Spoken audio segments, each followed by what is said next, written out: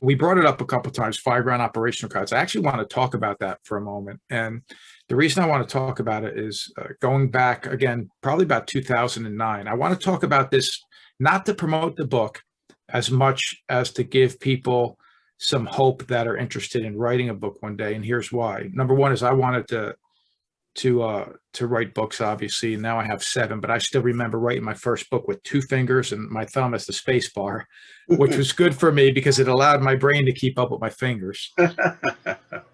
And Fireground Operational Guides, you and I had a conversation. We didn't have a name for it, but we said, what if we took these really study templates / SOP templates / field guides, because they can be used for all of that, and just put this book together saying, here's the things you have to do at a high-rise fire. Here's the things you have to do at an electrical emergency. Here's the things you have to do at a water main break. Here's the things you have to do at a dumpster fire. Here's the things you have to do at a carbon monoxide investigation. You go on and on and on.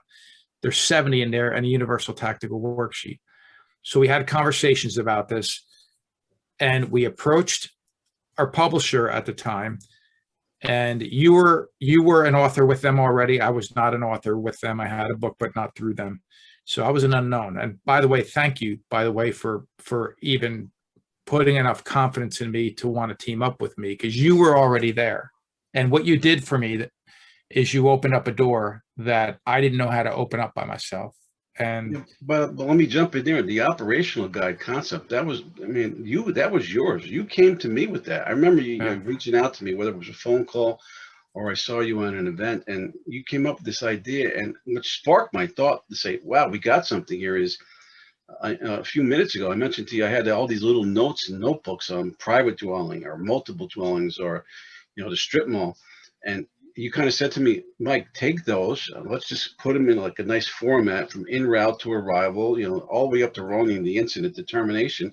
And you said, I got all these things that you already worked on. I go, wait a minute, this sounds too good to be true. No. So the compliment has to go back to you. This was your baby. I just hung on your coattail. And I think we did a pretty good job with that. It came out pretty cool. Well, it's a great book. We put a disc in there. Yeah. And a disc you could put on your computer. You could download it on your computer, and I sent it to my phone. And I actually would open up that, like a water main break's a perfect example. We've had a few water main breaks since there, and I brought up the operational guide for water main breaks to make sure that I was covering everything. Because, when the mind when you're actively at and that's not a high pressure incident. It could be a stressful incident. I never found a water main break to be a stressful incident, but there's a lot that you need to do to make sure that the scene is safe. But there's 2 things you need for your mind to work the way that it would work in a calm, relaxed environment. And that's either peer support or a memory support tool. And I used these memory support tools. One of the guys I worked with, who was another deputy chief, had the book. He carried the book in the car with him. I printed all the operational guides out. I had them in a folder, and I had them on my phone. But here's the thing that I want to give hope to for people that say, because I know a lot of people like you do that want to write a book. We went to the publisher. They said, yeah, we want it. And I remember we must have had a dozen conversations between you and me while we were writing the book saying, well, they haven't sent the contract yet. Maybe they changed their mind. And I do remember specifically saying, you know what, let's just write the book anyway. And if they choose not to want it, we'll just bring it to somebody else, like their competitor, and we'll get it, because we know we have something good. We ended up writing the book, and obviously, they did publish it, and it did quite well.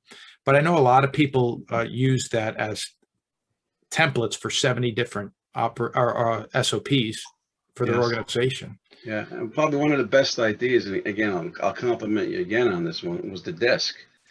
I've talked to people who have used it, and I've seen throughout the travels, they say, we just took the desk, we took what you guys had, and we just kind of formulated and put our name on top. Is that okay? I go, is that okay? I said, that was the entire intent behind this. Take that, download it, and make it your own. We don't care what name you put out.